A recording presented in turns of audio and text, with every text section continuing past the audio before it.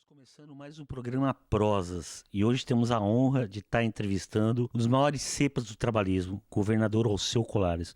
Obrigado por receber a gente aqui na sua casa. Eu quero começar, governador. Sei que o senhor é um poeta.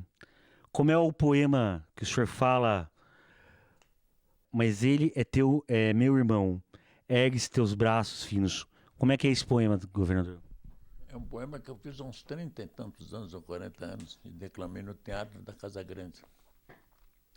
E lá na frente ali tinham figuras como o próprio Lula, que era então presidente do Sindicato de São Paulo. E estava começando, né? E um poema, mandam no teu destino, mas ele é teu, meu irmão. Ergue teus braços finos e acaba com a exploração. Faz a tua revolução. O voto é tua única arma, põe teu voto na mão. O voto é tua única arma, põe teu voto na mão. O voto é tua única arma, põe teu voto na mão. Tua casa está caindo. Pouca comida tem no fogão. A tua mulher está mal vestida. Teu filho de pé no chão. Faz a tua revolução. O voto é tua única arma, põe teu voto na mão. O voto é tua única arma, põe teu voto na mão. O voto é tua única arma, põe teu voto na mão. Capitalismo, socialismo, comunismo, tudo em vão. Vai milênios e vem milênios. Tu continuas na exploração. Faz a tua revolução. O voto é tua única arma, põe teu voto na mão. O voto é tua única arma, põe teu voto na mão. O voto é tua única arma, põe teu voto na mão. Construíste com o teu trabalho toda a riqueza desta nação. Por justiça tens o direito. Vai pegar o teu quinhão. Faz a tua revolução. O voto é tua única arma. Põe teu voto na mão. O voto é tua única arma. Põe teu voto na mão. O voto é tua única arma. Põe teu voto na mão. Construíste com o teu trabalho toda a riqueza desta nação. Por justiça tens o direito. Vai pegar o teu quinhão. Faz a tua revolução. O voto é tua única arma. Põe teu voto na mão. O voto é tua única arma, põe teu voto na mão. O voto é tua única arma, põe teu voto na mão. A liberdade é o pão do espírito, do corpo, a liberdade é o pão. Desperta para a luta, amigo. Faz a tua revolução. O voto é tua única arma, põe teu voto na mão. O voto é tua única arma, põe teu voto na mão. O voto é tua única arma, põe teu voto na mão. Governador, qual foi a sua arma na infância em Bagé? Eu andei pela vida, caminhando pelas estradas, algumas mais suaves, outras mais ásperas. Mas as minhas estradas são sempre muito definidas. Ora, por momentos de grande alegria, de grandes conquistas, e ora por profundas tristezas. Eu perdi um filho afogado. E isso nunca mais sai da alma da gente. É um sofrimento que a gente carrega para o resto da sua existência. Júlio César é o nome dele. É muito amargo, muito doloroso. É um sofrimento que tu carrega pelo resto da tua vida.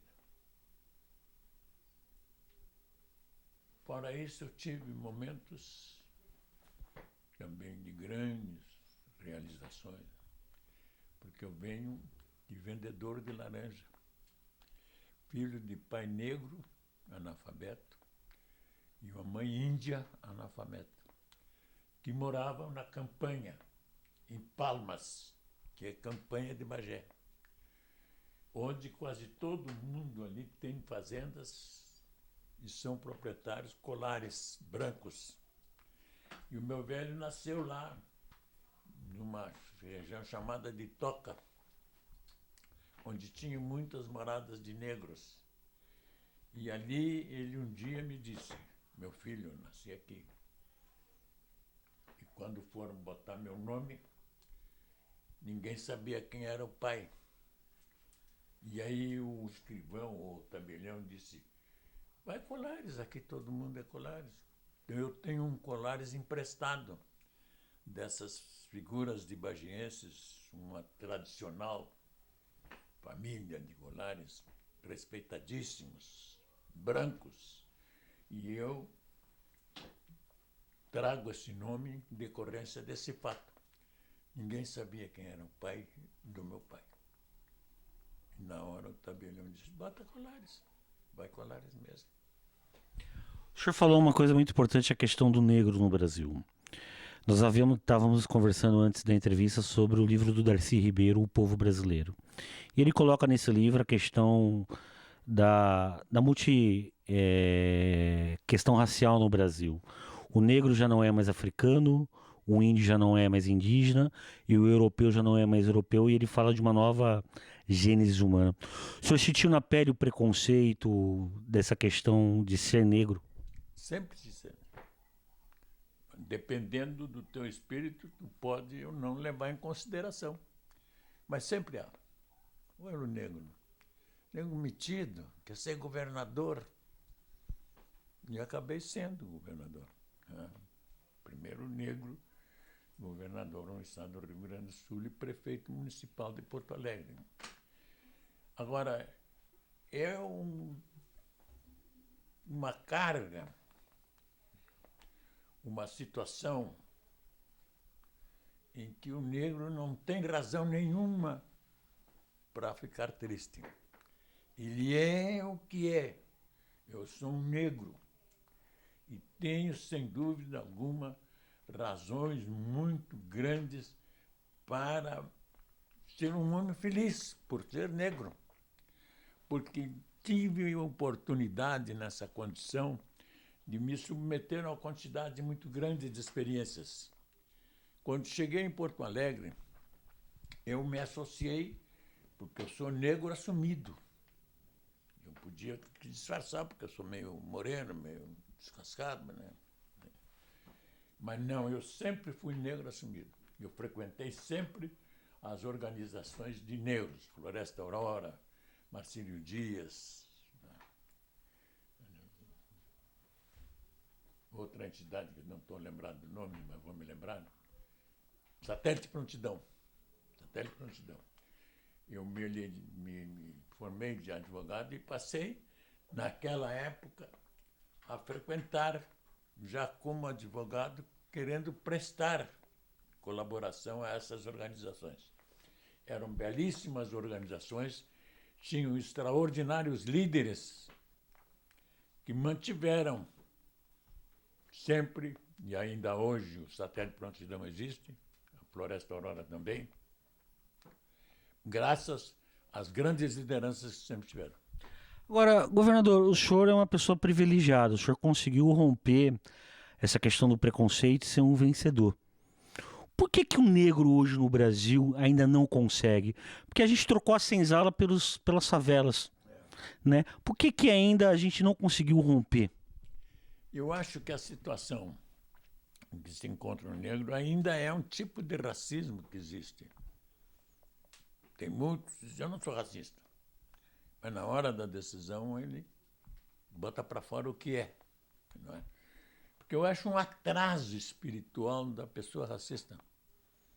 Nós somos todos iguais, a alma, o espírito, o corpo, o destino, as trajetórias, os momentos de grandeza, aparece para todos. Mas aqui no Brasil, em consequência da escravidão, o negro ainda carrega, sem dúvida alguma, um peso muito grande. Peso muito grande.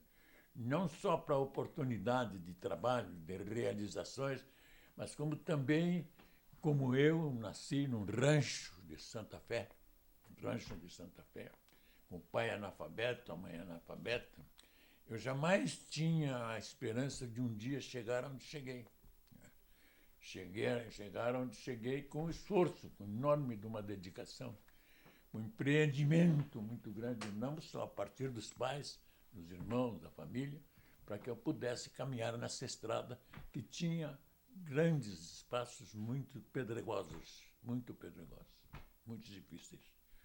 É muito difícil para o negro, que nasce sempre, normalmente, na vila, mais pobre, como foi o meu caso, no Povo Novo, em Bagé, eu tenho, sem dúvida alguma, a alegria de dizer que eu tive um pai e uma mãe analfabetos, nasceram na campanha de Palmas, que é a campanha de Bagé, mas os dois juntos, casados ou juntos, um dia o pai disse: Severina, vamos vender as tuas 2 vaquinhas e vamos pegar o dinheiro e vamos lá para a cidade educar os filhos. Só podia ser uma decisão de Deus, porque ele era analfabeto. O que ele podia entender da importância da educação na vida da criatura humana? Muito pouco. Mas eles fizeram e nós fomos para a cidade para ser alfabetizados. Governador, o senhor vem de uma família muito humilde. O senhor foi vendedor de laranja na infância, tentou até ser jogador de futebol, né? Agora, o senhor compreende na própria experiência a luta de classe. Como é que vem essa consciência de luta de classe do senhor? Eu acho que o negro, como o branco, pobre, trabalhador, ele enfrenta a luta de classes. A luta de classes é uma realidade existente no capitalismo do mundo inteiro. E lá, trabalhador, tem lá o seu espaço, os seus direitos, os seus avanços, os seus atrasos, mas ele é trabalhador. Dignifica, sublimiza a alma da criatura humana ser trabalhador. Ser trabalhador. Como tantos e tantos milhões que tem no mundo todo. Mundo todo. Trabalham de manhã até de noite. E esses trabalhadores, é da mão deles que sai a realização do mundo. E não posto o trabalhador só o dinheiro, só o capital. Não faria o avanço econômico que a humanidade conhece. Graças ao trabalhador universal, trabalhador no mundo. Começar na nossa extraordinária França, onde começaram os primeiros grandes movimentos em busca da liberdade para a vivência humana. Agora, o Brasil nunca teve a consciência da luta de classe. O senhor concorda com isso ou o senhor acha que a gente já teve períodos de consciência de luta de classe? A CLT é a consciência da luta de classe. CLT. Qual é o outro país que tenha CLT?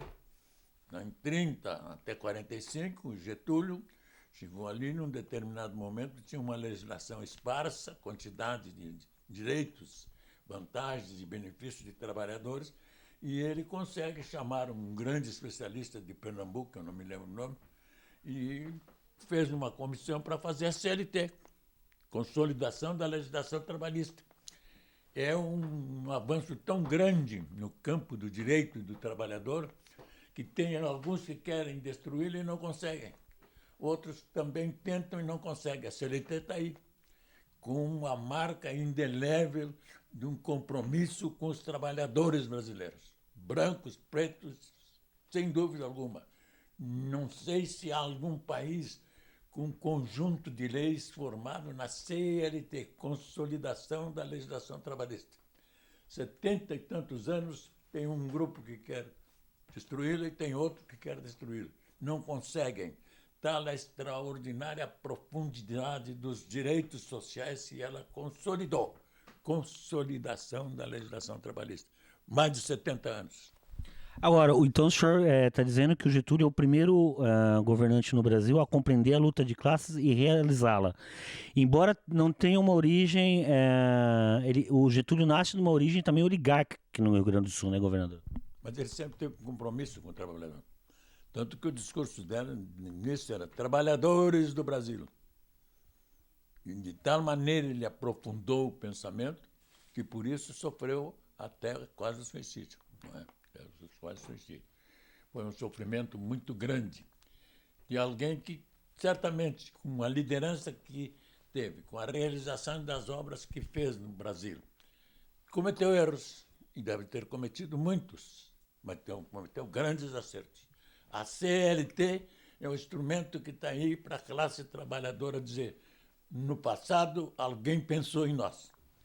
Agora, um dos grandes pensadores do Getúlio Vargas e do trabalhismo foi Alberto Pasqualini, né? Qual análise que o senhor faz sobre esse personagem, Alberto Pasqualini?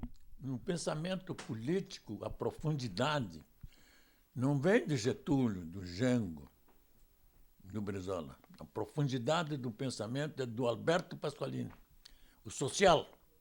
Ele coloca o social em tal altura, em tal dimensão, que dificilmente alguém pode derrubar. Tanto que o pensamento político avançado do Alberto Pasqualini ainda existe. Ainda existe. Tinha pessoas, quando ele foi candidato a governador, parece que foi 2 vezes, e as 2 vezes perdeu, né? Ele foi candidato a governador e os conterrâneos dele diziam, olha, Pasqualini, o pessoal aqui está dizendo que tu é comunista, tu fica só nesse negócio do social, social, social, social. E nós que somos produtores, como é que ficamos?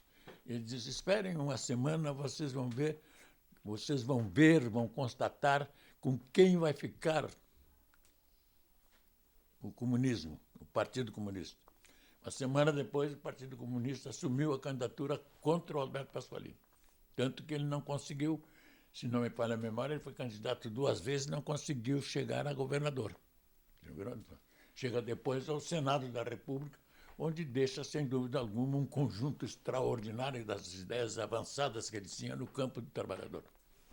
Agora, governador, o Rio Grande do Sul é pródigo na questão do ideário trabalhista e também é pródigo nas suas divisões.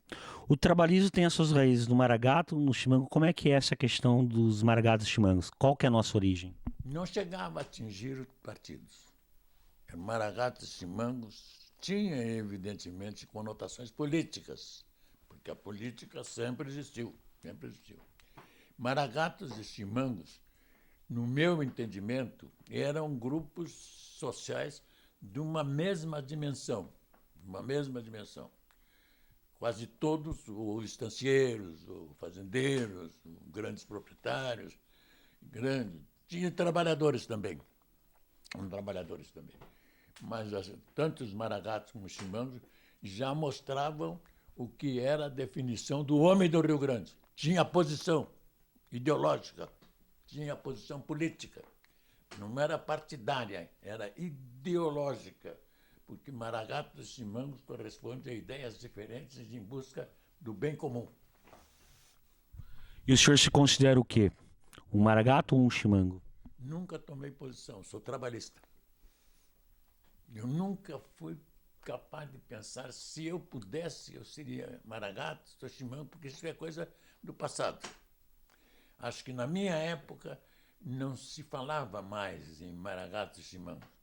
Já fazia parte apenas de um momento da extraordinária história do povo do Rio Grande. Mas já era o trabalhismo que prevalecia. O trabalhismo de Getúlio, tanto que em cada discurso que ele fazia, ele apelava trabalhadores do Brasil. Getúlio Vargas. Governador, como é que é essa história de tentar ser jogador de futebol? Não, tentar não, eu fui jogador. Foi. Eu fui jogador. E me defendia, tanto que eu joguei algumas partidas no Bagé. Mas depois tive um problema de saúde e aí tive que parar. Mas eu devia ter 16, 17 anos, tanto que excursões que o Bagé fazia ali para Uruguaiana, para Alegrete, para Pelotas, para Rio Grande, estava lá o Alceu de Centro Médio. E depois eu treinei no Pelotas. No passado, um colega meu de correio, Mariano, me levou e minha mãe não deixou, eu tinha 16 anos, precisava autorização. Então, felizmente, o futebol eu joguei, mas não era craque. Era só esforçado e muito forte. Não dava para chamar de craque nunca. Agora, o senhor teve que abandonar os estudos aos 11 anos de idade, né? Por que o senhor teve que abandonar os estudos? Porque tinha que vender laranja. Laranja, bergamota, ovos, galinha. E de casa em casa comprar garrafa para revender. E eu fazia isso com aquela figura que está lá na fotografia, o velho João, que era um extraordinário trabalhador, descarregador de carvão. Nas Palmas, onde ele estava, ele trabalhava com outros operários e fazia o carvão, produzia o carvão vegetal. Então, quando ele veio para a cidade, ele tinha amizade com os carvoeiros, né? os donos das carretas de carvão, carreteiros. Então, quando vinham, buscavam o João para ele ir nos armazéns que tinha em Bagé. Olha, vocês precisam de uma carreta de carvão? Tem duas, tem três, né? Depois ele ia lá e descarregava o carvão. Vinha uma carreta com 80, 90 barricas de carvão, entornava a carreta, vinha o carvão, ele subia na barrica e com a pá botava o carvão para dentro da barrica. Quando estava pela metade, levantava, depois completava. E aí ele gritava quando ia carregando a barrica lá para o depósito de carvão, ele gritava, outra barrica! E ali o dono do armazém, outro, anotava. Na volta, quem trazia a barrica era eu, quando já tinha idade, devia ter uns 12 ou 13 anos. Eu trazia a barrica vazia. Depois, quando terminava de descarregar todo o carvão, eu subia dentro da carreta com um saco desses de carregar produtos e subia e botava o que ficava nas entranhas da carreta, botava o carvão ali para levar para casa. Ou então eu voltava, quando ia vender laranja no centro da cidade, saía da vila Povo Novo, era a vila onde eu nasci. Eu vinha de volta e trazia um saco. E entrava ali onde passava a máquina, pelos trilhos, não queimava bem o carvão vegetal. Não queimava bem. Então ficava uma parte escura, que não era não queimada, e outra branca queimada. Eu batia, tirava a queimada e botava no recipiente para levar para casa para fazer comida. Agora, vender laranja, ele deu também muita proximidade com o cidadão, né? E uma sensibilidade maior também, depois de quando o senhor já era governador, o senhor se lembra disso? Isso trazia uma sensibilidade maior? Desde que eu comecei, porque para estudar também tive muita dificuldade, né? Porque eu tive que fazer o artigo 91. E para fazer o artigo 91, eu não podia fazer em Bagé, que não tinha ginásio público. Tinha só o privado, ginásio Nossa Senhora Auxiliadora, dos padres. Então eu tive que me preparar em Bagé, com um grupo de moços e moças, e fomos fazer o artigo 91 no ginásio lá em Rio Grande, chamado Lemos Júnior. Lemos Júnior, um colégio público que tinha em Rio Grande. Então, aquele grupo de estudantes que queriam fazer o ginásio, ou o artigo 91, era a mesma coisa, nós íamos a Rio Grande. E eu me lembro que nós fomos a Rio Grande, e lá um professor de História e de Geografia era um grande mestre. Ele não deu nota suficiente para passar para uma quantidade de alunos. Então, nós rodamos em Geografia e História. Uns quantos? Tivemos que preparar, como eu, durante 3 meses para voltar lá para fazer de novo, para fazer o exame. Quando terminou esse exame, eu disse para o professor, professor, o senhor me deu 10 na História e me deu 9 em Geografia, e eu respondi tudo. Ele disse, para saber, para ganhar 10 comigo, tem que saber o que eu sei. Nos levou, os alunos, na casa dele, e mostrou uma biblioteca fantástica, todas as paredes, livros. E era um grande mestre. E, na verdade, fez um grande favor para nós, porque nós não sabíamos bem. Se passasse, nós ficávamos com aquele atraso. Mas como ele deu uma nota que não permitiu que nos concedesse o que nós buscávamos, que era o ginásio, o artigo 91 equivale ao ginásio. Então, essa decisão dele foi benéfica para nós, Porque eu, por exemplo, tive que estudar 3 meses, 6, 7 horas por dia, para ir lá fazer novamente o ginásio. Né? E como é que o senhor chega a Porto Alegre? Como o senhor vem parar em Porto Alegre? Eu sempre tinha vontade de crescimento, né? Já demonstrava isso muitas vezes, a vontade de crescer. Tanto que eu fiz o artigo 91, né? Já com 2 filhinhos, com 2 filhos, né? Com a família. Daí um pouco eu resolvi vir para Porto Alegre, porque eu sabia que aqui eu tinha probabilidades de crescimento. Problemas que eu podia fazer um curso superior, porque eu vinha só com o ginásio, Não, eu já tinha feito o clássico em Bagé, no ginásio Auxiliadora, curso clássico. Como eu não era muito chegado nos números, eu não tinha condições de fazer científico. E houve um curso clássico em Bagé, onde uma meia dúzia de alunos fizeram o curso clássico junto com o científico no ginásio Auxiliadora. Ginásio Auxiliadora, foi o que nos salvou. Então, com já o curso todo, eu vim para Porto Alegre. E aqui em Porto Alegre eu completei. Em Porto Alegre o senhor também começa a militar mais fortemente na política, né? Como é que começa, como é que é o começo aqui a vida em Porto Alegre e a vida política? Eu sempre fui admirador do Getúlio, do Jango, do Alberto Pasqualini, do Brizola, né? Eu já era trabalhista, no sentido assim de votar sempre com o trabalhismo, de ser admirador da obra trabalhista. Já no ginásio Auxiliadora, quando eu estava fazendo o clássico. Então, quando eu cheguei em Porto Alegre, não demorou muito, eu fui em 61, coincidentemente com a legalidade. Foi que eu me inscrevi no Partido Trabalhista Brasileiro. Eu fiz a inscrição como integrante do partido.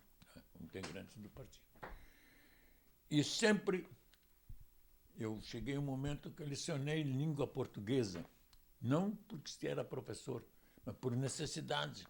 Tinha problemas com salários, eram muito pequenos, de telegrafista, né? Já era telegrafista dos Correios Elétricos. Eu tinha feito um concurso nacional para telegrafista. E passei, tirei um dos bons lugares. Da campanha da legalidade, tinha uma esquina onde tinha um casarão ali no centro, na Borges de Medeiros, mesmo numa esquina, e eu me inscrevi ali e fui lá para frente do Palácio Piratini. Tinha uma multidão ouvindo o Brizola no discurso da legalidade.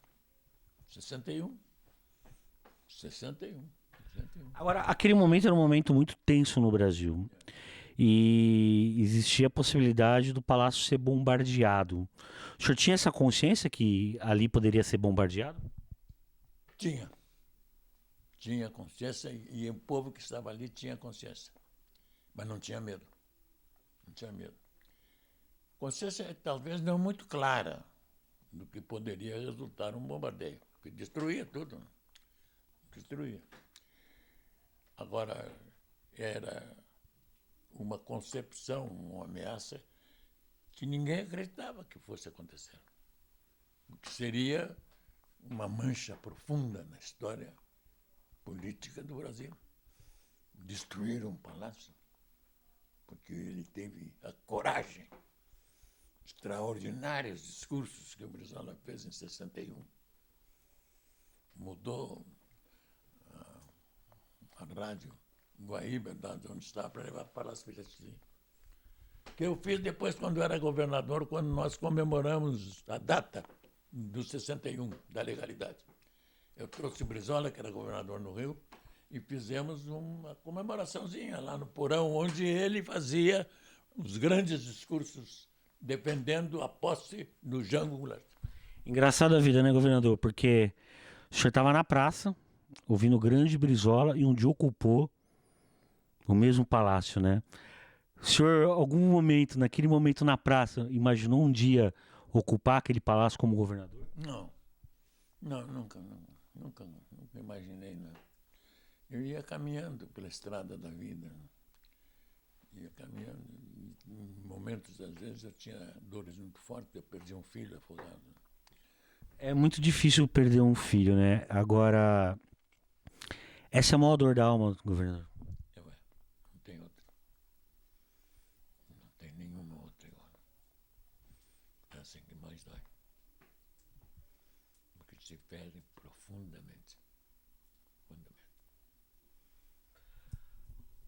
O senhor conseguiu achar alguma resposta? O porquê disso? Eu não sei, porque até hoje. Às vezes eu me pergunto por quê. Eu não sei responder. E sou um homem que estuda.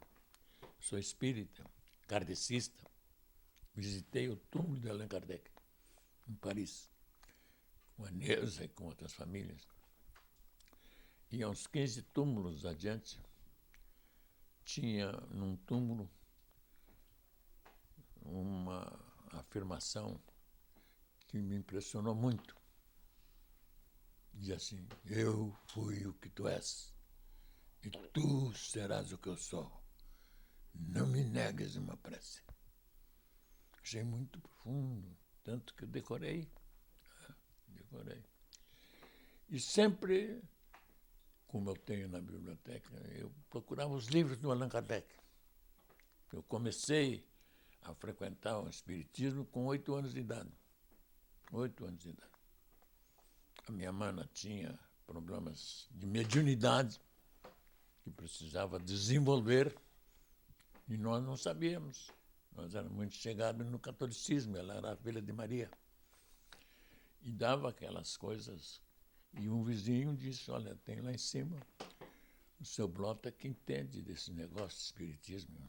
Aí o velho João chamou e o seu Blota falou com o espírito que tinha incorporado e estava fazendo coisas que não devia. E o seu Blota disse para o velho João, meu pai: olha, ela tem mediunidade, mas tem que desenvolver no centro espírita.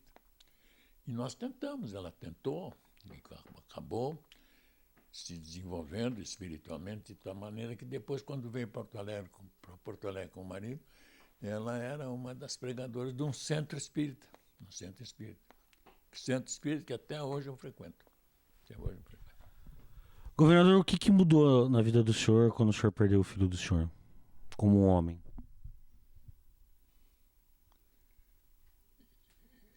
Não tem sentido que tenha mudado. Eu não mudei porque eu continuava com aquela extraordinária vontade de realização, de conquistas, de avanços, de conhecer mais, de estudar mais. Às vezes eu estudava com os filhos nos braços, a mulher doente com os filhos nos braços, pequeninhos, né? E eu estudando. Eu fiz direito na URGS. E tive um dia que Deus me permitiu, que eu considerei muito grato, muito bom, muito salutar, muito generoso, né? Muito generoso. Eu me elegi governador do estado do Rio Grande. Em um determinado dia eu convidei os colegas e ex-colegas de direito da URGS para jantar lá no galpão. E ali naquela hora, eu me lembro que me deram a palavra, eu digo: não, eu não sou orador da turma. O orador da turma está ali, aquele ali. Ele continua com o direito de falar em nome da turma, porque quando foi da escolha vocês não me quiseram. Eu tinha concorrido e perdi a eleição para aquele companheiro. Era melhor preparado, ou falava melhor do que eu. E ele estava lá. Então falou no jantar. E ele teve a oportunidade de falar em nome da classe, em nome dos companheiros, do direito, a Faculdade de Direito do Rio Grande do Sul, naquela noite que foi. Eu fiquei feliz. Cheguei a governador, vendedor de laranja. Mas antes de chegar a governador, o senhor teve uma carreira extraordinária. Me conte, governador, como é que o senhor conheceu o Brizola pessoalmente? Eu era dele admirador. Tanto que quando foi da legalidade, eu me lembro, eu ainda já era trabalhista, mas não tinha filiação. Então eu saí da Faculdade de Direito, não, em 61 já estava formado. Eu cheguei ali na rua Borges de Medeiros, tinha um nome numa casa vazia, onde o Brizola, na legalidade, botou uns companheiros com um livro para assinar quem quisesse participar. E eu entrei lá e me inscrevi para participar do movimento da legalidade. E fui lá para frente do Palácio Piratini, ali no meio daquela multidão. E ficava embevecido, ficava encantado com a oratória do Brizola. Era extraordinário, e 61 representou, sem dúvida alguma, um poste que ele botou para impedir que dessem a posse para o Jango, que estava em Rio Grande. Vinha do exterior, não é? E passou aqui. E a legalidade foi um grande momento político na vida do Brizola e na vida nossa do trabalhismo. O que o senhor achou do acordo do Jango com o parlamentarismo? Eu acho que o julgamento tem que levar em consideração as condições que ele vivenciou. Ele não tinha alternativa. A resistência não era uma alternativa, governador? Não tinha como fazer resistência. Levar o povo a derramar o seu sangue para assumir a presidência da República, o melhor que ele fez foi concordar. Porque depois ele foi confiando no povo e restaurou novamente o trabalhismo. O senhor não se sentiu traído com o acordo? Não, porque eu confiava nele. Não tinha trabalhista que não confiasse no Jango. Pelo modo dele, pelo jeito dele, pela autenticidade. A realidade dele era igual à do Brizola. O Jango, o Brizola, o Getúlio. Não tem nenhum partido que tenha figuras que tenham aprofundado tanto o pensamento político em defesa do povo trabalhador do que o trabalhismo, com essas figuras que eu te dei. Incluindo aí, sem dúvida alguma, o Alberto Pasqualini. Mas o Brizola rompe com o Jango por causa disso, né? O Brizola rompe as relações com o Jango por causa disso. O Brizola ficou muito irritado com o acordo do parlamentarismo, né, governador? Deve ter ficado, porque o jeito que ele defendia o presidencialismo era, sem dúvida alguma, um homem que dava a vida dele para defender o trabalho. Mas o Jango fez aquilo que ele, na cabeça dele, achou que era possível para não haver um derramamento de sangue. Para evitar um derramamento de sangue, foi que o Jango concordou, e tanto que logo em seguida restabeleceu através daquilo que é para o trabalhismo, sem dúvida alguma, um avanço, que é o voto. Bota a tua única arma, põe o teu voto na mão. Agora, o senhor começa a militar no partido. E em 63, o senhor é eleito vereador em Porto Alegre. Como é que foi essa eleição para vereador? Foi difícil. Eu vivia com um saláriozinho muito pequeno, né? O telegrafista não ganhava muita coisa. Ganhava mais ou menos, dava para ir sobrevivendo. E eu já estava com a família aqui, com uma mulher e os 2 filhos, né, pequenos. Então, eu passei por esses momentos. E não tenho nenhuma razão para arrependimento. E como é que foi a experiência de ser vereador? Um colosso. Mandato popular. Mandato popular. Eu sei que os colegas vereadores, deputados estaduais, federais, senadores, sentem-se, sem dúvida alguma, dignificados, beneficiados, lisonjeados, engrandecidos com o mandato popular. Porque ali é o povo que te dá aquele instrumento, põe na tua mão. O voto é a tua única arma, põe o teu voto na mão. E eu sou um crente na democracia. E a democracia não se faz sem liberdade ampla, certa. E este país extraordinário, grande, que acolhe todos, que vem de todas as partes do mundo todo, Só nós, os negros, vivemos em imundos porões de navios miseráveis. Chegamos aqui e nos botaram na escravidão. Nós sofremos muito. Mas muito, muito, muito, muito. Mas passou. O senhor sente o peso da ancestralidade das raízes africanas, governador? Sinto, pois eu sou um negro, como os outros, né? O que os meus antepassados sofreram é uma coisa que não tem como. Mas se lascaram o teu corpo, pegaram uma madeira, te batendo no teu corpo, até às vezes correr sangue.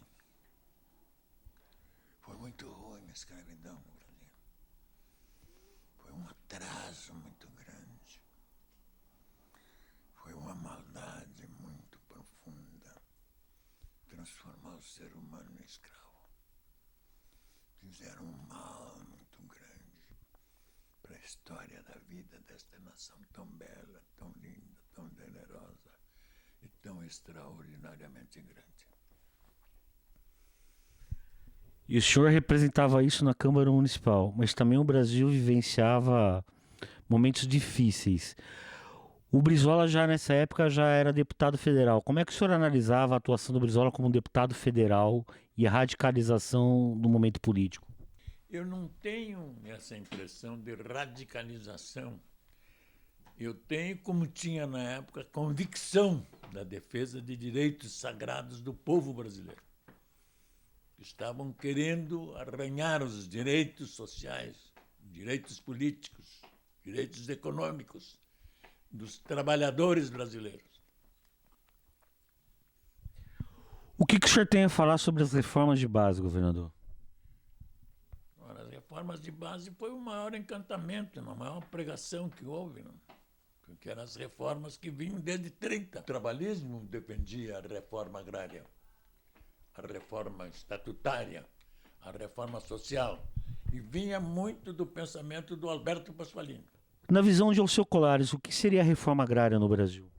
A transformação daquelas grandes propriedades que às vezes estavam na mão de poucos, em benefício de um número maior que fosse capaz de produzir.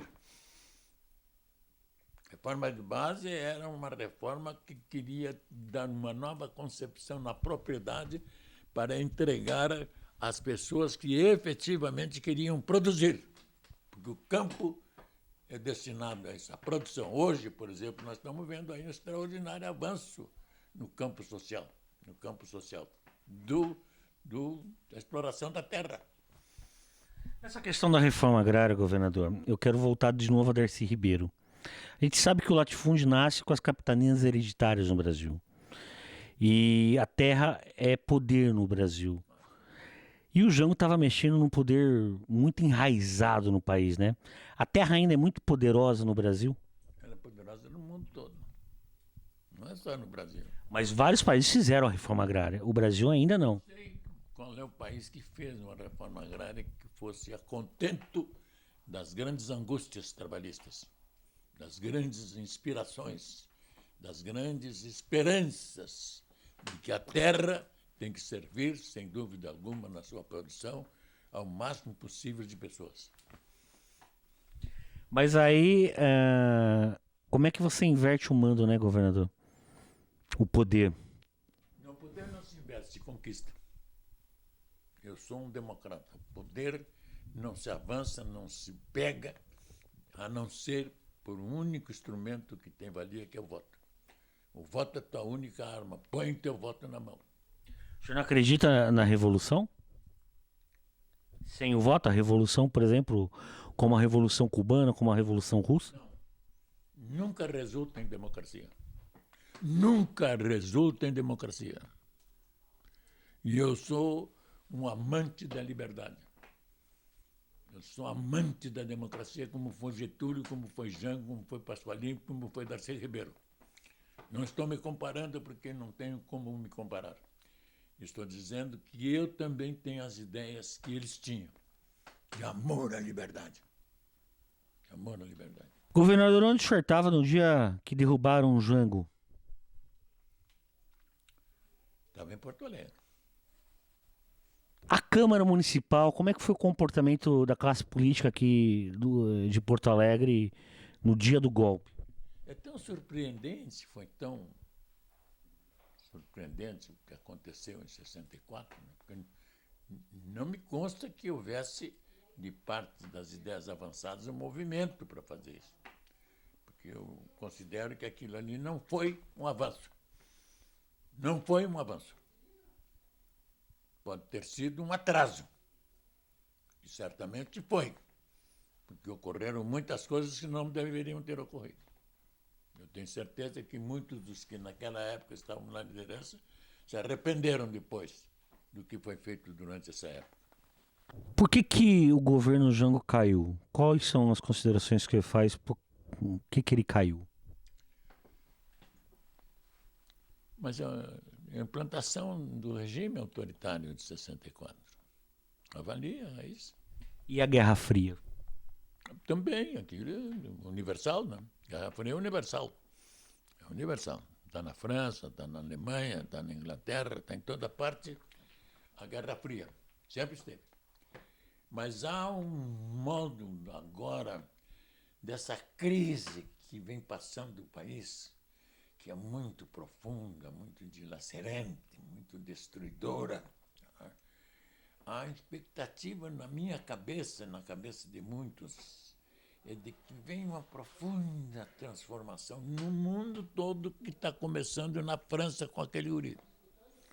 Aquele guri na França, que tem 39 anos, ele disse para os companheirinhos deles, olha, eu não quero mais ficar nesse Partido Socialista aí que não está bem. Ele está atrasado, está patinando no campo do atraso. Eu vou sair do partido, vou criar um novo partido, vou ser candidato e vou me eleger presidente da Câmara da França. Presidente da França com 39 anos. E quem vai fazer essa transformação aí vai ser a juventude. Agora, o senhor está falando hoje da política atual, existe um processo muito grande da negação da política. Hoje não serve mais os partidos políticos, não serve mais as lideranças. O senhor concorda com essa negação da política? Não, eu concordo com quem defende a liberdade. E a liberdade só se faz pelo voto. Mas por que que os partidos hoje perderam a credibilidade, governador? Porque não agiram bem.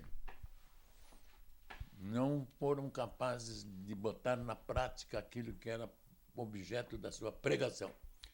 Falharam muito, e não é um problema dos partidos no Brasil. Os partidos são uma instituição que está sofrendo um desgaste internacional. Eles reformulam a sua capacidade de representar a voz do povo, a vontade popular, ou têm uma probabilidade de, cada dia que passa, mais se enfraquecerem. Porque chegam ao poder e não realizam nem um pouquinho daquilo que prometeram durante as campanhas. Todos os partidos. O partido é uma instituição que precisa de uma reformulação internacional muito profunda, muito profunda, muito profunda, para ser instrumento em que o homem, o eleitor, possa dizer, neste eu confio. Os partidos, de uma certa forma, perderam a utopia, perderam a capacidade de sonhar e embalar os sonhos das pessoas? Perderam. Perderam no mundo todo. E aonde se perdeu, governador? Na prática de todo dia a dia. A corrupção? A corrupção é uma delas. A outra é o equívoco no campo das ideias, dependendo de ideias que efetivamente já foram ultrapassadas. E nós temos um conjunto de ideias novas que não é nem o comunismo, que sempre foi uma ficção. O comunismo foi uma ficção. A União Soviética era uma ditadura. Era uma ditadura. Daí um pouco cai o Muro de Berlim. Dissolve-se a União Soviética. Vem a fragilização daquilo que era a esperança de centenas de milhões de seres humanos. E essa reformulação profunda apanha aqueles e apanha também os nossos partidos. Uma reformulação estrutural de uma nova concepção de partidos políticos. Como vai ser? Eu não sei. Mas vem. Bem, porque o mundo ser humano é inteligente. Ele sabe que os regimes autoritários nunca abrem mão do poder. Mas, governador, fazendo até uma provocação ao senhor, o homem hoje se tornou um ser muito pragmático. O homem em si. Como é que um ser pragmático e hoje desassociado de qualquer vínculo de unidade pode fazer revoluções? Mas não só pela revolução se engrandecem, crescem, se aumentam os países. Não é necessário uma revolução sangrenta para ir para a esquerda. Não, até uma questão de costumes. Hoje o homem é... Uma revolução no campo de transformações. Sim. Aí vocês veem. Hoje nós não somos o que éramos ontem. Ontem nós não éramos o que éramos anteontem. A evolução é uma coisa palpável, palpável. A transformação. Quando que se imaginava que tantos colarinhos brancos no Brasil pudessem estar no fundo da cadeia? Quando? Daí, provando que o regime democrático é um sistema, sem dúvida alguma, que vai crescer a cada dia que passa. O senhor está falando num processo civilizatório, então. Civilizatório. Mas a humanidade está ganhando. E aonde vai chegar essa revolução, governador, essa mudança? Eu chamo mais, em vez de revolução, porque eu sempre pego a revolução como sangrenta. Então, como evolução. Evolução. Isso tem que vir e vai vir, porque o ser humano é inteligente o suficiente para saber que esses caminhos que estão sendo perseguidos não vão dar em boa coisa. Voltando um pouco à história do senhor, tem um golpe, o senhor se elege deputado federal pelo MDB. Momento difícil. Como é que foi ser parlamentar contra a ditadura? Muito duro. Muito difícil. Nós criamos um grupo, que era jovem, então nós tínhamos uma formulação de pensamento. Nós achávamos que o Ulisses Guimarães e Tancredo Neves tinham que derrubar os militares. Era uma coisa inconcebível. Não é? Era inconcebível. Chegamos a criar um grupo autênticos, um grupo de jovens deputados, eu, Getúlio Dias, Nadir Rossetti, daqui do Rio Grande, e tantos outros. Né? Nós tínhamos um grupo de autênticos, que era uma gurizada que chegava no Ulisses e dizia, mas não pode ser assim, mas não dá para enfrentar. Sabiam levar, né? Então, esse grupo autêntico se celebrizou pelas posições mais avançadas que tomavam na época, querendo apressar a derrubada do sistema autoritário. Quais eram perseguições que o senhor sofria sendo um dos líderes do MDB naquela época? Eu tinha um fator que eu defendia sempre social, salário mínimo, fazia discurso de salário mínimo, eu era convidado, inclusive, para aquele programa de televisão, para ir lá falar, o salário mínimo é uma concepção equivocada, deve-se pagar o salário mínimo suficiente para a criatura humana ter condições de sobrevivência digna. O salário mínimo no Brasil é um processo de roubo oficializado contra 45 milhões de brasileiros. Então, era nesse discurso que eu fazia o social. Tanto que durante 5 anos, eu lutei em defesa do inquilino, por causa da denúncia vazia. Denúncia vazia era o direito que tinha o proprietário ou a imobiliária chegar lá e dizer, terminou teu contrato, não quero mais. Quem sei? O inquilino não tinha direito a fazer nada. Então, eu fiz, durante 5 anos, eu lutei para implantar a eliminação da denúncia vazia. Consegui. E o senhor lutou pela lei da anistia. Como é que foi a luta pela anistia, governador? Era a bandeira número 1 nossa. Porque nós achávamos uma injustiça um homem como o Brizola estar 15 anos fora da sua pátria. E sair daqui como ele saiu. E sofrer como ele e como tantos outros brasileiros sofreram. Porque o exílio é uma dor permanente. O exílio, o jeito está onde não tem vontade de estar. Dói muito. E às vezes vai sem a família, sem ninguém. O exílio, o Rui Barbosa já dizia, é a dor mais profunda que atinge a alma humana. O senhor visitou o Brizola no exílio? Fui falar com ele no Uruguai. E como é que o senhor encontrou esse Brizola no Uruguai exilado? Homem triste. Mesmo idealista, com aquela vontade de superar todos os obstáculos, mas quem está no exílio está sempre triste. O Brizola volta. Não tem exílio alegre. O Brizola volta em 79. O exílio moldou o Brizola em que sentido, governador? Eu tenho a impressão que não foi o exílio que fez o Brizola avançar. Foi a condição dele como líder. Ele tinha convicção de que era um líder.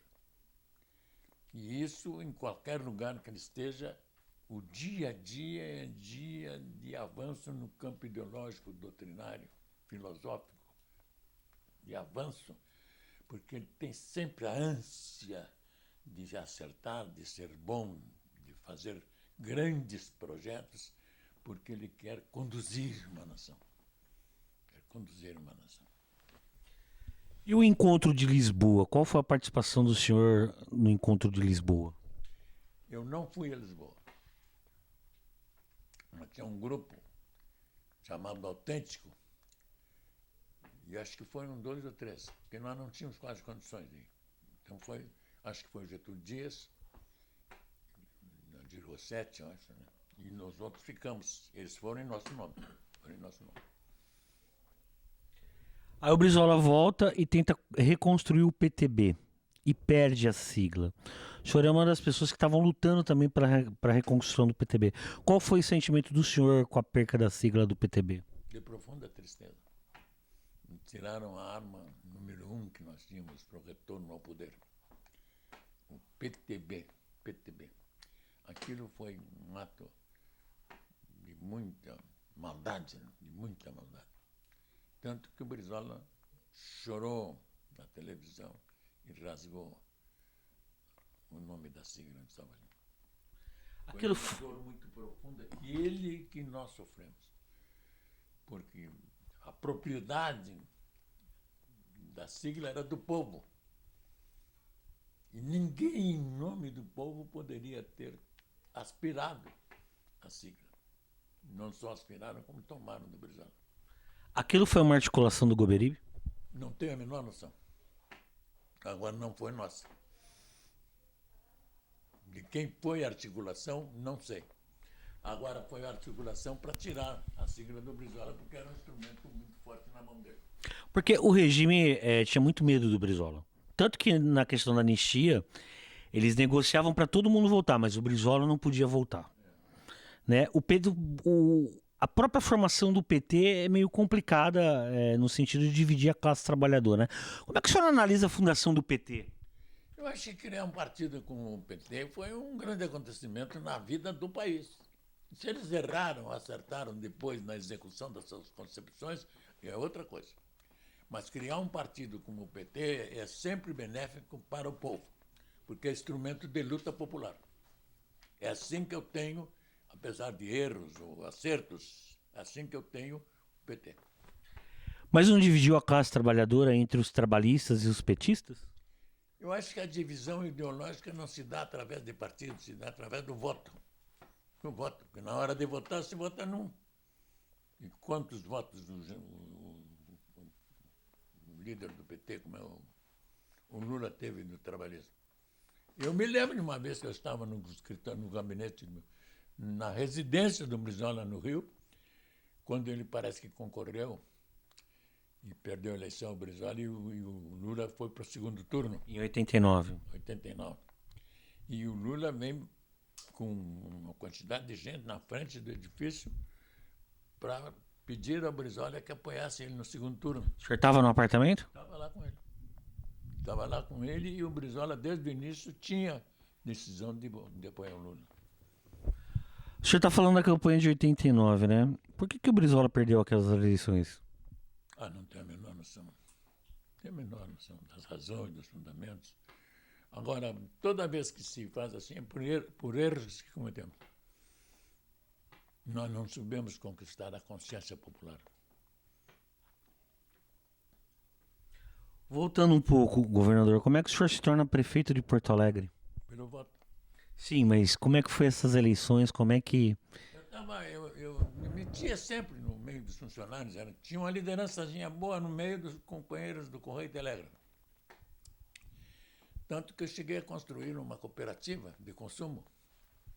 Cooperativa de consumo, nós ganhávamos pouco, né? E eu construí uma cooperativa de consumo, uma diretoria, para ver se comprava mais barato, tal coisa, né? E vivia lutando na UBSPT, União Brasileira de Servidores Postais e Telegráficos, que eu cheguei a ser presidente aqui. Né? E um dia eu ia para um corredor nos Correios e um velho companheiro meu, já mais antigo naquela época, disse: tu tinha que ser político, tem um discurso bom aí, faz de política. E olha, eu quero mesmo, mas eu estou com vontade de esperar mais um pouco, me preparar um pouco melhor para ser candidato. Mas aí a coisa foi indo, que houve lançamento de candidatura a vereador em Porto Alegre, mas o partido, eu já estava no PTB, candidato que eu queria ser pelo PTB. E o PTB era muito grande, e era o... Como era o nome dele? Morreu há pouco aí. Não, o presidente do PTB. Estou com a memória meio tudo. Bom, o PTB tinha um volume muito grande de candidaturas. Né? E havia dificuldade de me dar vaga, porque eu não era, né, líder. Eu estava nascendo ali ainda. Mas aí os companheiros e o presidente do partido disse: então faz uma reunião aí na frente, aí bota 100, 200 caras. Botaram lá, tinha 100 e tantos na frente dos Correios. E o cara disse: olha, tá, não dá. Isso foi para a eleição para vereador, né? Em 63, né? Mas como é que surge o nome do senhor para ser o prefeito de Porto Alegre? Não tenho a menor noção. Sei que surgiu. Surgiu e eu me meti, né? E acabei ganhando. Em 3 anos. E fiz obras aí, aquela Avenida Beira-Rio, né? Tem gente que diz assim: aquele é a Avenida do Negrão. Os racistas, né? Aquela Avenida Beira-Rio ali. Depois eu fiz uma avenida também que vem da Restinga, Lomba do Pinheiro, Viamão, Alvorada e Canoas, por dentro. O senhor não sabe como surgiu e foi um susto ter ganhado a prefeitura? O senhor imaginava que ganharia a prefeitura de Porto Alegre? Não. Mas tinha vontade de ser. Tinha vontade de ser prefeito. Fui por 3 anos. E me lembro que eu fiz muitas obras. Que sempre fui e continuo sendo trabalhador. Agora, o senhor praticamente semeia sementes do orçamento participativo, né? Como é que é essa história da questão da participação popular, essa questão do orçamento, como gestor? O primeiro que fez negócio de participação popular fui eu, na prefeitura. Sim. Conselhos populares. Os conselhos populares, exato. Que depois no Estado ficaram os Coreses, que tem até hoje. E no Estado eu botei QGQP. PGQP. E é uma instituição que hoje está na mão privada, né? Que prepara, no campo dos projetos, das concepções, dos fundamentos, prepara as entidades, as organizações, as empresas. PGQP. Né? E eram ideias que eu tinha cheio de ideias. Né? Então nós fizemos aqui em Porto Alegre, o primeiro dele. E eu me lembro muito bem que eu fui numa zona lá, para a zona, acho que era norte, né? Sarandi, por ali, e disse: olha, daqui a 15 dias eu tenho disponível aí, digamos, 800 mil. Você se reúne nas associações e me diga onde é que eu tenho que fazer investimento. 15 dias depois eu fui, e eles se reuniram, mas me fizeram uma exigência: tinha que fazer a cobertura de um valão, que tinha com 1.000 e tantos metros. E eu disse para eles, não, mas eu disse para vocês que eu tinha esse aí, eu só tenho esse. Vocês vão se reunir de novo e vão alterar o que está aqui escrito e me trazer um que tenha essa cobertura, porque eu não tenho mais. Eles foram e fizemos uma quantidade de restauração de valões que tinha naquela região. Agora o senhor está falando de uma experiência, governador, de diálogo com o povo. E um diálogo franco com o povo. O povo compreende se você é sincero com ele, né? Compreende. Pode votar uma vez em ti, mas não vota na segunda. Tem muita inteligência. Vota uma vez, mas não vota na segunda. Agora você me pergunta, por que tem tanta gente ruim ainda? Mas eles não duram muito. Não duram muito. Agora, uma das pessoas fundamentais na vida do senhor foi a dona Neuza. Como é que o senhor conheceu ela? Na Assembleia. Ela tinha vindo de Livramento, né? E trabalhava ali com o presidente da Assembleia, Renan. Parece que era Renan Curtis. Foi por ali que eu conheci ela. Foram à primeira vista? Eu acho que foi. É uma pessoa preparada, coerente, ideologicamente identificada, sempre foi. Tanto que, quando eu era candidato a deputado federal, a mãe já votava em mim lá em Livramento. A mãezinha dela votava em mim. Quais são os principais pontos que o senhor destaca na administração do senhor na Prefeitura de Porto Alegre? Eu fiz uma quantidade muito grande de obras, como essa Avenida Beira Rio, né? Como mexia no mercado ali, eu criei um fundo, um pagamento do aluguel ali de cada loja, em vez de vir para a Prefeitura, porque a Prefeitura não precisava daquilo, eu criei um fundo e ficou com eles. E eles é que dirigiam os recursos que eles mesmos geravam com o aluguel de cada banca. Hoje eu não sei como está. Agora, o senhor... Sempre tive, e isso que é uma coincidência com a Neuza e com o Brizola, uma preocupação em destacar a educação. Meu governo município tem voltado para a educação, no Estado tem voltado para a educação. O Brizola, toda vez que era governador, em cada discurso, um grande objetivo dele era a educação. O senhor, como o Brizola, tem uma profissão de fé pela educação, né? A educação é libertária até que ponto, governador? Eu tenho a impressão que ela é o único instrumento capaz de produzir as grandes transformações na humanidade. Na humanidade. A educação é um instrumento transformador. Transformador. Então, os países que têm consciência de que a educação é um instrumento de revolução, de transformação profunda, dedicam-se, como fez o trabalhismo aqui. O Brizola era também um que levantava com vigor a bandeira da educação. E eu sempre tive na educação, como a Neuza principalmente, porque é professora, sempre tivemos na educação um instrumento de capacidade de produzir profundas transformações, a partir, evidentemente, do nível de conhecimento que se transmite para o filho do pobre. Mas, governador, eu vou fazer uma provocação. Tanto a direita quanto a esquerda falam da educação. E o Darcy Ribeiro uma vez disse que a educação no Brasil é desonesta, porque não ensinam cidadania. Qual é a diferença? Quando eu falo em educação, eu falo do ponto de vista ideológico, doutrinário, filosófico, porque na prática ela deixa muito a desejar. Os municípios, os estados e a União deixam muito a desejar na qualidade da educação que transmite. Precisa sofrer profundas transformações para dar, principalmente ao filho do pobre, o instrumento que ele precisa, ser educado para subir na vida. Mas também ter consciência de classe?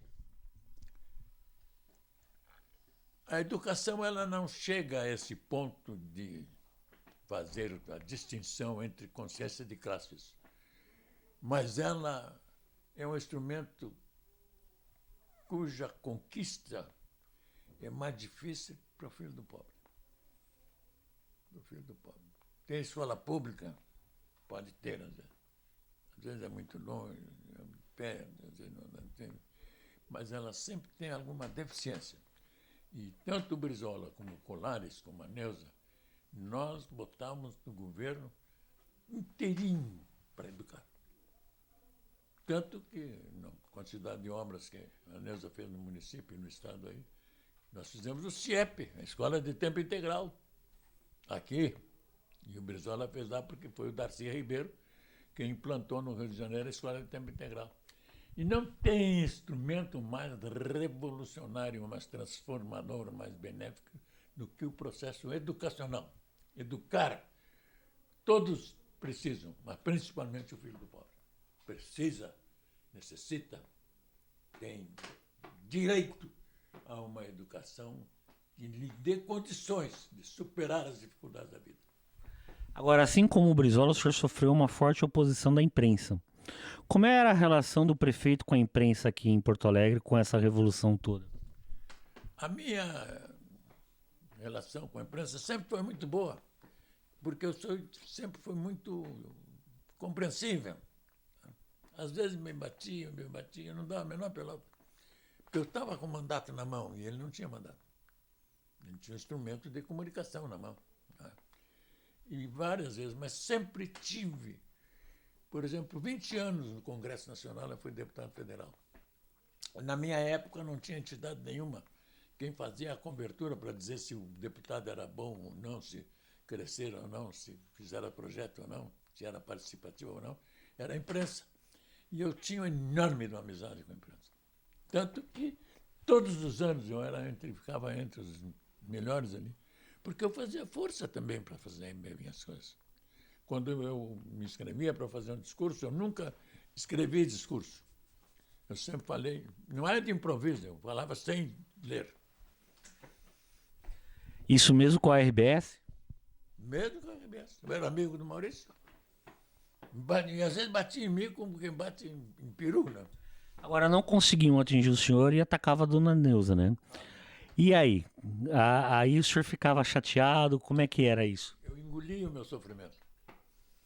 Porque eu não podia ser contra os jornalistas. Eu acho que ser contra a imprensa é um atraso. Ainda que ela possa, em alguns momentos, estar errada. O senhor deixa a prefeitura e se elege governador do estado. O que o senhor destaca como governador, as suas grandes obras como governador do estado do Rio Grande do Sul? Na educação. Tanto no município como no estado.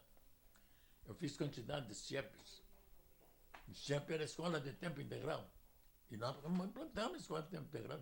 Tanto que o Darcy Ribeiro veio aqui para inaugurar uma escola em que havia uma divergência entre o meu governo e ele. Ele achava que o deficiente não podia ter uma escola especializada para só deficientes. Tinha que ser junto com os outros. E aqui, uma vez, a Neuza fez uma que parece que existe ainda aí, só para pessoas com que têm deficiência. Agora, o senhor foi contemporâneo do Brizola como governador, né? O senhor governador no Rio Grande do Sul e o Brizola no Rio de Janeiro, né? Como é que o menino que admirava o Brizola ser contemporâneo dele junto com o governador? Como era a relação do senhor com o Brizola, os dois governadores agora? Eu sempre tive por ele uma enorme, profunda, ampla, inimaginável admiração. Ele esteve aqui 2 ou 3 vezes, né? Como é que foi tomar posse como governador com toda essa trajetória? Alegria enorme, mas não tinha. Eu nunca olhava muito para trás. Eu sempre olhava mais para frente, né? Mais para frente. E imaginava, agora nós estamos assumindo aqui, somos inquilinos aí por 4 anos. Vamos entrar assim, sair assim. Entramos assim e saímos assim. Sem pegar nada. Às vezes até eu dizia, mas será que esses corruptores são racistas? Não me oferecem nada. Mas teve gente, em determinado momento do finzinho, que ofereceu, quase batinha. Quase batia. Digo, sai daqui. Sai lá pelaquela porta dentro. Quais foram os grandes erros do seu governo? Eu nunca registrei erros. Nunca? Nunca. Para minha felicidade, eu sempre registrei os acertos. Mas devo ter errado muito. Mas nunca fui capaz de me fixar, corroendo, porque eu procurava sempre acertar. Mas o governador, o senhor foi o último governador trabalhista no Rio Grande do Sul. Por que o partido nunca mais governou esse estado? Eu acho que, tal como os outros partidos em toda parte, a instituição partidos políticos sofreu um desgaste muito grande. Por uma série de fatores, principalmente por dificuldades ou impossibilidade de realizar aquilo que foi prometido, ou por falta de respeito com o que assumiu quando da campanha eleitoral. Agora, não tem nada. Às vezes eu fico admirado quando tem alguém que diz que não tem partido. Não, democracia não pode ter sem partido. A democracia é uma instituição criada em determinado momento com partidos políticos sempre, com ideias, com concepções, com fundamentos, com filosofia, com líderes, né? E ele está sofrendo os partidos nessa hora no mundo todo. Mas uma das crises nos partidos hoje é não formar mais quadros. Por que a gente não forma mais quadros ideológicos e preparados dentro dos partidos? E é um problema geral hoje. Mas os quadros é uma necessidade dos partidos. Se os partidos não estão criando quadros, eles nunca vão ter líderes ou pessoas com um conjunto de ideias que correspondam à ideologia do partido. E essa fase de fragilidade dos partidos e, consequentemente, a busca de mudanças está na alma do jovem. Está na alma do jovem. E esse jovem que está aí, no mundo todo, ele vai fazer essas transformações. E não tem, pelo menos eu, que estudo, que leio, que investigo, né? Eu não conheço nada que possa substituir o partido ou substituir o voto. Como é que tu vai escolher uma democracia? Se desde a Grécia, ali, nos primeiros momentos em que estava surgindo a democracia, na escolha dos prefeitos, dos líderes da Grécia ali, faziam na praça. Na praça, mas era o voto. Só que eram votos seletivos. Voto seletivo. Mas era voto. Era voto. Essa descrença toda hoje sobre os partidos, sobre as ideologias, ela diminui o poder do voto, né? O senhor acredita que nós não amadurecemos ainda por uma democracia plena?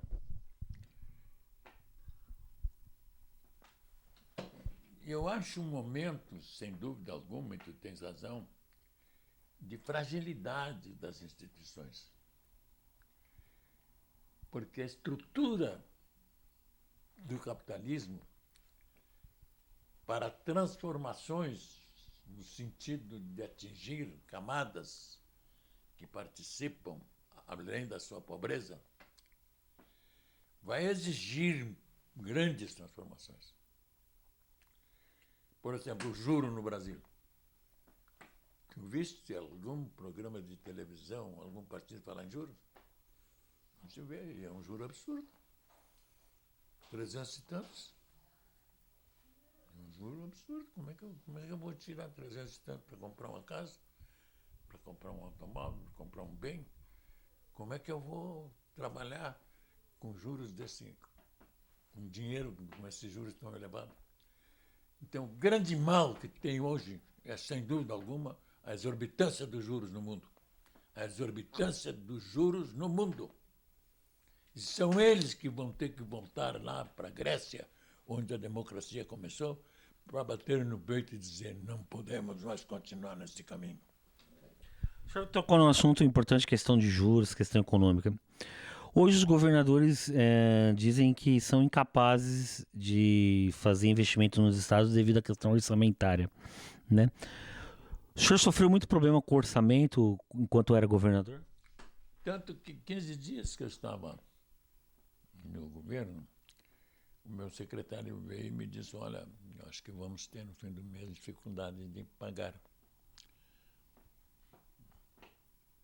porque não vai ter dinheiro. Eu digo, não comunica nada antes de chegar ao fim do mês. Se vai comunicar uma ideia tão negativa, né?